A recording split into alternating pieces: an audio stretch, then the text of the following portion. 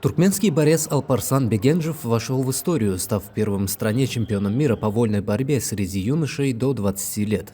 Это выдающееся достижение спортсмена стало результатом его упорных тренировок и таланта. С 6-летнего возраста Алпарсан посвятил себя борьбе, и его успехи не заставили себя ждать. В этом году он завоевал бронзовые медали на международном юниорском турнире чемпионов в Анталии и на чемпионате Азии в Оммане. А в июле стал лучшим на чемпионате Азии среди юношей до 20 лет в Сираче.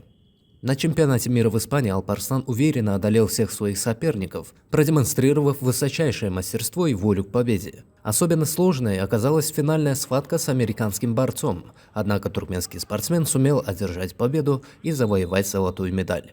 Тренировки Алпарсана проходят 2 раза в день и включают в себя занятия в Ашхабаде, Авазе, а также в России и Азербайджане. Такой интенсивный тренировочный режим позволяет ему постоянно совершенствовать свои навыки и быть готовым к любым соревнованиям.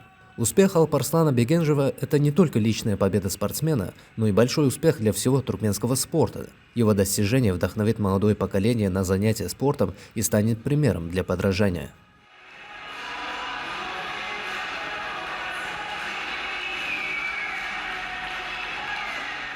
Men birinchi klassda metr o'ynashga kelgan. Men yaqin Ispaniyada geçirilen dünya çempionatında dünya çempionu oldum. Men bunun ekvatoruna tur o'ynashga ketgan. Mening trenerim Maqsad Bayramov.